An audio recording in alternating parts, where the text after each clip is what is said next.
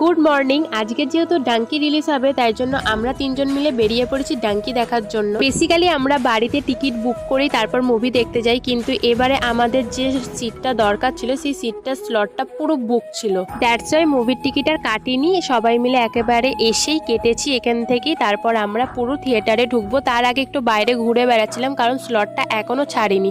আর সকালবেলা যেহেতু এসেছি তাই জন্য পুরো চারিদিকটা পুরো ফাঁকা ফাঁকা একেবারে। দেন আর কি আমরা তিনজন চলে আসি আমাদের সিটে। আর এই এল রোটাতে আমরা তিনজন আর একজন বসেছিল, বাদবাকি পুরো রোটা ফাঁকা ছিল। আর এখানে আমরা ওয়েট করছি কখন মুভিটা স্টার্ট হবে।